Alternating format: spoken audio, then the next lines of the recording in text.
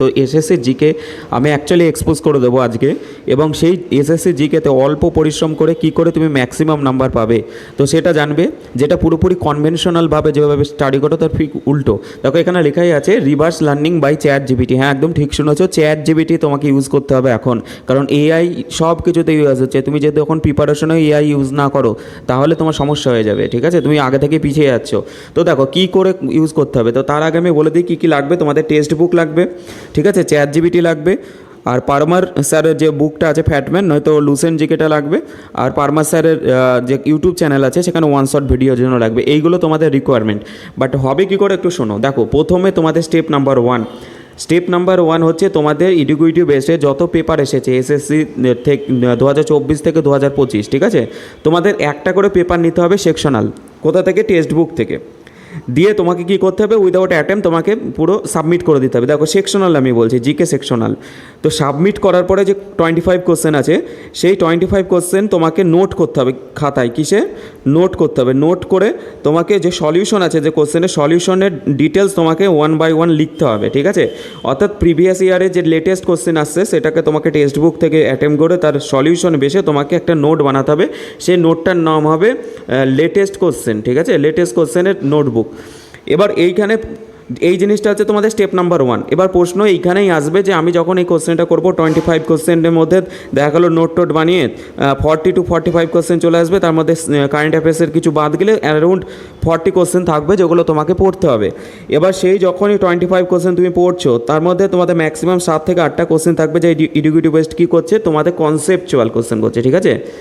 তো এবার তুমি কনসেপ্টই জানো না, তোমার ধরো বেসিক কমপ্লিট নেই, তুমি সায়েন্সের কমপ্লিট করোনি, ইকোনমি কমপ্লিট করোনি, যেগুলোতে তোমাদের কনসেপ্ট খুবই দরকার, তখনই তোমাকে হেল্প করবে চ্যাট জিপিটি এক্সপ্লেইনার। হ্যাঁ একদম ঠিক শুনেছো, কারণ তোমাকে আমি বলি তুমি যদি বেসিকভাবে স্টার্ট করো, প্রথমে সমস্ত চ্যাপ্টার ওয়াইজভাবে কমপ্লিট করো, তারপর রিভিশন করো, তারপর প্র্যাকটিস করো, এই করতে করতে যে টাইমটা ইনভেস্ট করছো না এসএসসিতে জিকের জন্য, সেই টাইমটা তুমি যদি অন্য জায়গায় লাগাতে তুমি আগেই ক্লিয়ার করে চলে যাবে এক্সাম।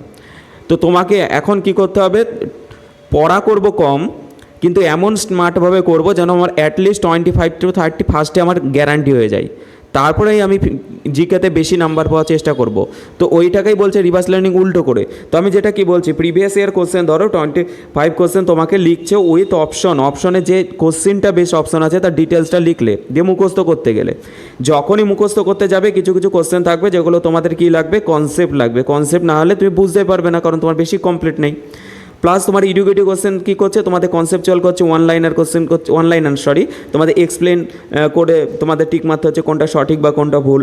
তো সেই ক্ষেত্রে তোমাদের চ্যাট জিপিটি কী করে ইউজ করবে, দেখো তোমাদের যেটা কোশ্চেন করছিলাম, ধরো তোমাদের এমন এইখানে কোশ্চেনের মধ্যে একটা কোশ্চেন চলে এসেছে চার্লস ল, ঠিক আছে? এবার চার্লস লটা তো যারা সায়েন্স ব্যাকগ্রাউন্ডে বা ক্লাস 10 পর্যন্ত ঠিক মতো পড়েছে তারা অনেকজনাই জানে। এবার কেউ জানে না, তাকে তো ওটা স্টাডি করতে হবে, ঠিক আছে? তো সেক্ষেত্রে ও কী করবে, এই যে প্রিভিয়াস ইয়ার 25 কোশ্চেনের মধ্যে চার্লস লটা চলে এসেছে, সে চ্যাট জিপিটি খুলবে, চ্যাট জিপিটিকে কীভাবে কমেন্ট করবে, I don't have any knowledge about science subject, can you explain Charles law in simple way with example, also include all important points should I learn for my exam specially for descriptive question. ঠিক আছে, descriptive কেন question কোনো বলছি, তাহলে তো details একটু জানবে, আবার তোমাকে বলতে হবে যে আমি কিছুই জানি না, ঠিক আছে? তোমাকে চ্যাট জিপিটিকে বলতে হবে আমি কিছুই জানি না, আমাকে একটু এক্সপ্লেন করে দেখানো হবে, ঠিক আছে? এবার দেখো চ্যাট জিপিটি কত সুন্দর অ্যান্সার দিয়ে দেবে। চার্লস লটা কী বলছে, সিম্পল আইডিয়াতে কী বলছে, যখন গ্যাস হিট হবে তখন এটা এক্সপ্যান্ড হয়ে যাবে, যখন এটা কুল হবে তখন এটা শ্রিঙ্কস হয়ে যাবে।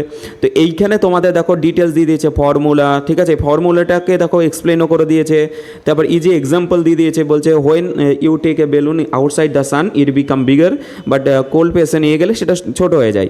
দেখো তারপরে ডেইলি এক্সাম্পল দিয়ে বুঝিয়ে দিয়েছে যে একটা হট এয়ার বেলুনকে যখন ছেড়ে দেওয়া হয় সেটাও এক্সপ্যান্ড হয় আর এবং হালকা হয়ে যায়, উপরের দিকে উড়ে চলে যায়। এবার তারপরে ডেফিনেশনটা দিয়ে দিয়েছে একবার প্রপার ওয়েতে, ঠিক আছে?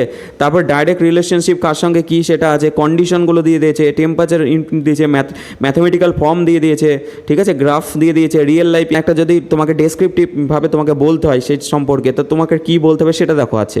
তো এইটা হচ্ছে চ্যাট জিপিটির ক্ষমতা। এবার যদি কেউ বলে আমার ইংলিশে একটু প্রবলেম হচ্ছে, আমি বাংলাতে জিজ্ঞাসা করবো, কোনো ব্যাপার নাই, সেম কমান্ড তুমি বাংলাতে করে দাও।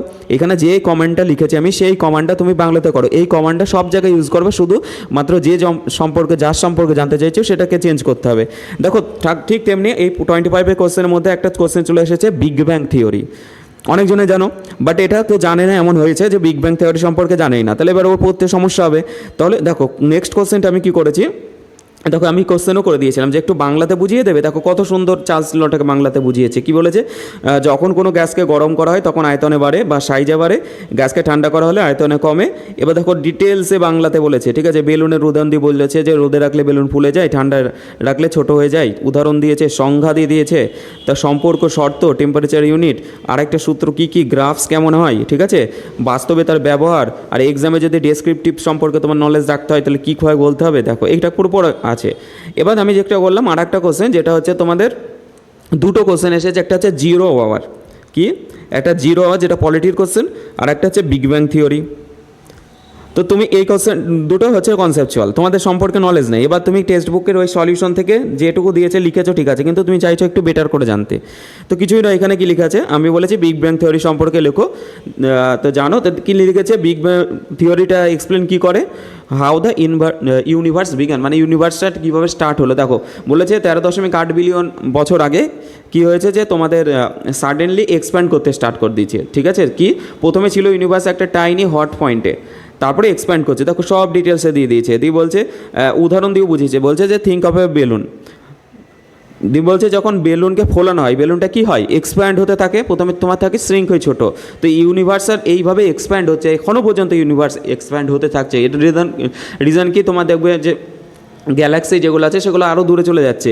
তো এইভাবে তোমাদের বোঝানো আছে, তো স্টেপ বাই স্টেপ। আবার কী কী জানা উচিত, ইম্পর্টেন্ট পয়েন্ট সেগুলো দিয়েছে। আবার ইজি তোমার ডেসক্রিপটিভভাবে যদি বলো এটা কী, তাও সেটাও লিখেছে, কেউ যদি ডেসক্রিপটিভ এক্সাম নলেজ রাখতে চাও। তারপরে প্রশ্ন করেছিলাম জিরো আওয়ারটা কি, দেখো সিম্পলভাবে বলেছে a time parliament when member can raise urgent public issue.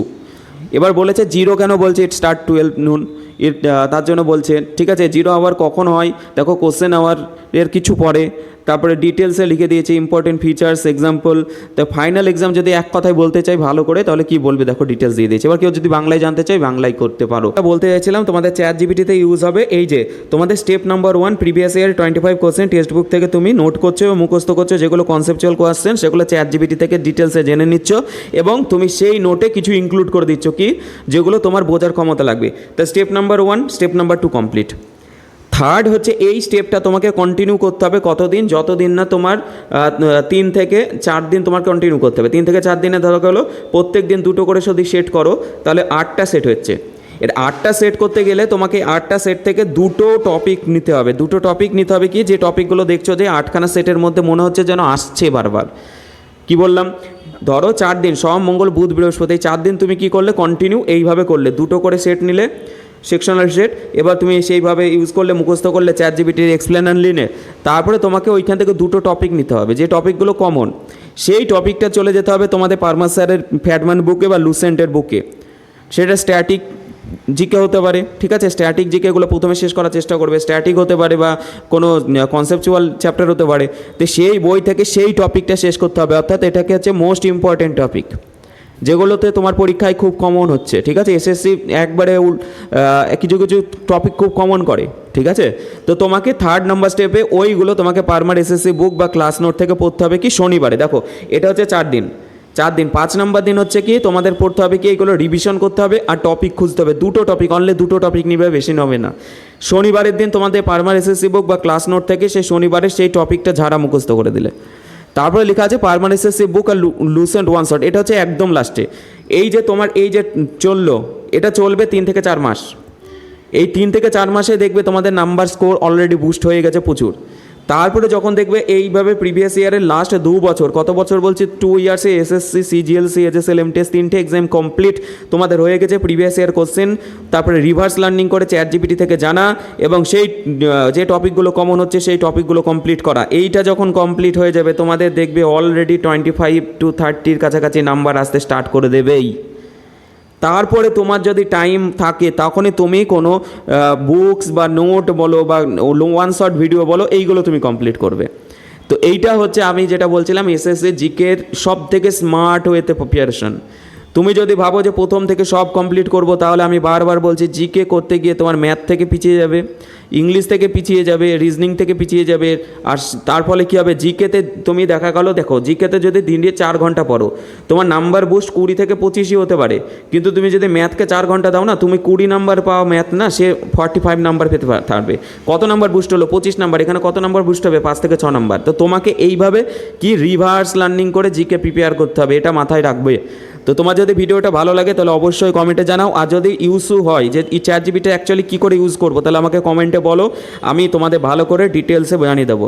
এবার এই যে টপিক খোঁজা, তারপর থেকে শুরু করে এইগুলো যদি আমাদের টেলিগ্রাম গ্রুপে জয়েন হও, তো টেলিগ্রাম গ্রুপের যে ডেইলি টার্গেট হয়, সেখানে এই কাজগুলো আমি নিজেই করে দিই। এই জিনিসটা তোমাকে করতে হবে, কিন্তু চ্যাট জিপিটিটাও কাজ করতে হবে, কিন্তু টপিক খুঁজে তোমাদের পড়া দেওয়া এইগুলো আমিই করে দিই। তো এই পরপর পড়া দেওয়ার মাধ্যমে থাকে, ঠিক আছে, টার্গেটের মাধ্যমে, তো সেখান থেকে কমপ্লিট হয়ে যাবে।